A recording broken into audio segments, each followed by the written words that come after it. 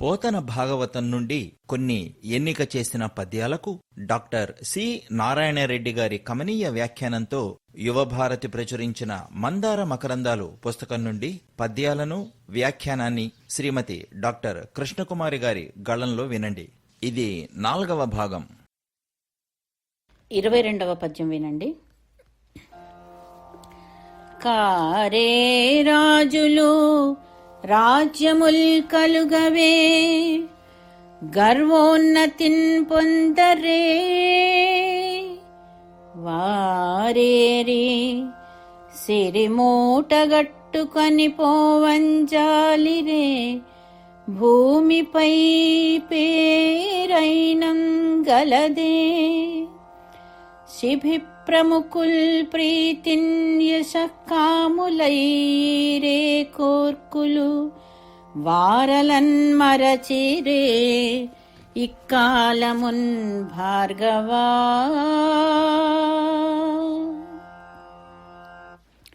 నారాయణ రెడ్డి గారి వ్యాఖ్యానం వినండి.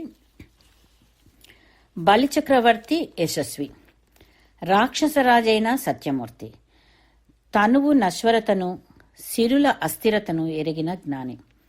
అందుకే శుక్రాచార్యుల వక్రనీతికి సూటిగా బదులు చెప్పగలిగినాడు. పలికి బొంకడం కంటే పాపం లేదన్నాడు. ఎందరెందరో రాజులున్నారు, ఎన్నెన్నో రాజ్యాలేలినారు, ఉన్నంతకాలం మిడిసిపడ్డారు. ఏమైంది చివరికి? పోయేటప్పుడు కూడబెట్టుకున్న సిరి మూటగట్టుకొని పోలేదు, భూమిపై వారి పేరైనా మిగలలేదు. కాని శిబిచక్రవర్తి లాంటి కొందరు ధర్మజ్ఞులున్నారు. వారి అన్నుల కొరకు ఆత్మార్పణం చేసుకున్నవారు. అన్ని కాలాలకు చెక్కు చెదరని కీర్తి వారిది. వారు నడిచిన పుణ్యపదమే తనది. ఈ పద్యానికి ఎనలేని సొగసు ఎత్తుగడ. రాజులుండిరి రాజ్యమేలిరి అన్న ధోరణిలో ఎత్తుకుంటే ఈ పద్యానికి ఇంత బిగువు వచ్చేది కాదు. వట్టి వచనంలో వట్టిపోయేది. కారే రాజులు అన్న క్రియతో ప్రారంభించడం వాక్య వక్రత. వక్రతలోనే కదా కవిత్వం తొంగి చూసేది. అందుకే ఈ పద్యం పదుగురికి పట్టుబడింది. కారే వారేరి పేరైనన్ అంటూ ప్రాసస్థానంలో జంగ సాచి సాగిపోయిన 3 ముక్తాయింపుల వల్ల ఈ పద్యం మరింత హృద్యంగా తయారైంది. ఈ పద్యంలో మిగతా మాటలన్నీ మర్చిపోయినా ఈ 3 మాటలు విధిగా గుర్తుంటాయి. ఈ గుర్తే పోతన్న కీర్తికి మూల రహస్యం. సిరి మూటగట్టుకొని పోవడం తరతరాలుగా మిగిలిపోయిన నుడికారం. ఇప్పటికీ వాడుకలో ఉన్న పలుకుబడి ఇది. నాడు వాడుకలో ఉన్నమాట పోతన్న కృతికెక్కిందో, పోతన్న వాడడం వల్ల ఈ నుడికారం నేటి వ్యవహారంలో వాసికెక్కిందో ఏమో మరి. 23, 24 పద్యాలు వినండి.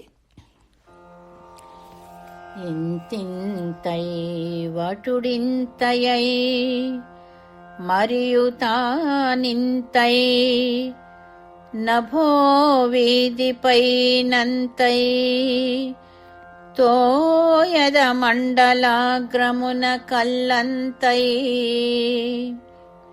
ప్రభారాశిపై నంతై, చంద్రుని కంతయై, ధ్రువునిపై నంతై, మహార్వాటిపై నంతై, సత్యపదోన్నతుండగుచు బ్రహ్మాండాంత సంవర్తియై,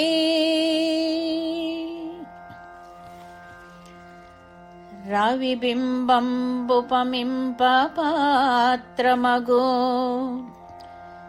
ఛత్రంబై శిరోరత్నమై, శ్రవణాలంకృతమై, గళాభరణమై, సౌవర్ణకేయూరమై, చెవిమత్కంకణమై, కటిస్థలి నుదంచత్కంఠయై, నూపుర ప్రవరంబై, పదపీఠమై, వటుడుదా బ్రహ్మాండంబు నిండుచో. ఈ పద్యాలకు డాక్టర్ సి నారాయణ రెడ్డి గారి వ్యాఖ్యానం వినండి. ఒకే పాదులో పుట్టినవి ఈ 2 పద్యాలు. ఈ రెంటిలోనూ వామనమూర్తి ధరిస్తున్న విశ్వరూపమే వర్ణింపబడింది. మొదటి పద్యంలో గగనవీథి మొదలుకొని సత్యలోకం దాకా ఆ పొట్టివడుగు పొందిన విరాట్ రూపం చిత్రించబడింది. వటుడు ఆకాశాన్ని, మబ్బులను, సూర్యచంద్రులను, ధ్రువుణ్ణి, మహర్లోకాన్ని క్రమంగా దాటిపోతున్నాడు. ఈ క్రమాన్ని చెప్పడంలో అద్భుతత్వం ప్రధాన తత్వం. అందుకు సరిపడే తెలుగు నుడులను అందుకున్నాడు పోతన్న. ఇంతయి అంతయి ఇంతయి అంతయి అంతయి అంతయి అన్న అచ్చ తెలుగు పరిణామ వాచకాలను కొలమానంగా స్వీకరించి ఆ బ్రహ్మాండాంత సంవర్ధకుని స్వరూపాన్ని సమర్థంగా వర్ణించినాడు. కానీ ఈ వర్ణన చదువుతూ ఉంటే సామాన్య పాఠకునికి మతి చెదిరిపోతుంది. ఎక్కడి నభోవీధి, ఎక్కడి ప్రభారాశి, ఎక్కడి ధ్రువలోకం, ఎక్కడి మహర్లోకం, ఎక్కడి బ్రహ్మపదం? చిక్కుల్లో పడిపోతాడు జిజ్ఞాసు. తలనిండా ఆ త్రివిక్రమావతారమే ప్రళయాభీలంగా ఆక్రమించుకుంటుంది. బుర్రలో బొమ్మ నిలువదు. అందుకే అందుకున్నాడు రెండో పద్యం. నిదానంగా దృశ్య చిత్ర ప్రధానంగా త్రివిక్రమాకృతిని తీర్చిదిద్దినాడు. ఇప్పుడు చూడండి, అంచెలంచెలుగా భిన్న భిన్నావస్థల్లో వటుడు పొందిన క్రమవర్ధనం. అదిగో అంబరాలను దాటి ఎదిగిపోతున్న వామనుడు, అతనికి గొడుగుగా నిలిచిన సూర్యుడు మరీ మరీ పెరుగుతున్నాడు. అదే సూర్యబింబం భాసించింది శిరోమణిగా, కర్ణభూషణంగా, కంఠాభరణంగా, దండకడియంగా, కంకణంగా, మేఖలా గంటికగా, చరణ నూపురంగా, చివరికి పదపీఠికగా. ఈ పద్యంలో చెప్పదలుచుకున్నది వామనుని క్రమ పరిణామం. అందుకు సూర్యబింబం ఒక ప్రమాణం. ఆ ప్రమాణం స్థిరంగా నిలిచి ఉండేది. ఈ పరిణామం అనుక్షణం ఊర్ధ్వముఖంగా వర్ధిల్లుతూ ఉంది. వామనుని వ్యాపకత్వం ఒక మాటు జరిగింది కాదు. అవస్థాభేదంతో అతిశయించిన ఆకృతి ఇది. ఆ రూపానికి పోతన్న కట్టిన బొమ్మలు చలనశీలాలు, చైతన్య మూలకాలు. ముందటి పద్యంలో మతి చెదిరిన పాఠకుడు ఈ పద్యంలో తేరుకుంటాడు. బ్రహ్మాండమైన ఒక దివ్య రూపాన్ని కనుల ముందు నిలుపుకుంటాడు. ఈ ఉల్లేఖం మూల భాగవతంలో లేదు. ఇది వ్యాసుడు గీసిన బొమ్మలు కావు, పోతన్న కవితాత్మలో మిదిలిన సువర్ణ చిత్రఛవులు. ఇంతింతై వటుదింతై అన్నప్పుడు నాటి వటుని త్రివిక్రమత్వమే కాదు, నేటి ఒక సామాన్యుని అసామాన్య వృద్ధి కూడా స్ఫురిస్తుంది. అబ్బో, ఏమి చెప్పమంటారు, మావాడు ఇంతింతై వటుడింతై అన్నట్టుగా పెరిగిపోతున్నాడు అని లోక వ్యవహారంలో వినిపిస్తున్నది. ఈ విధంగా పద్య పాదాలు నానుడులుగా మారిపోవడం ప్రజాకవిగా పోతన్న పొందిన ప్రత్యేక స్థానానికి నిదర్శనం. 25వ పద్యం. ఊరకరారు మహాత్ములు వారథముల ఇండ్ల కడకు వచ్చుటలెల్లం కారణము మంగళములకు నీరాక శుభంబు మాకు నిజము మహాత్మా. వసుదేవుడు తన పురోహితుడైన గర్గుణ్ణి వ్రేపల్లకు పంపిస్తాడు నందనందనుని కుశలం తెలుసుకుని రమ్మని. అతనికి సముచిత సత్కారములు చేసి నందుడన్న మాటలివి. పెద్దలు ఊరకరారు, వారు సామాన్యుల ఇండ్లకు రావడం సర్వశుభాలకు కారణం. ఇంతే, ఈ పద్యంలో మరే విశేషమూ లేదు. అయితే ఈ పద్యం ఎందుకు ఎన్నికైనట్టు?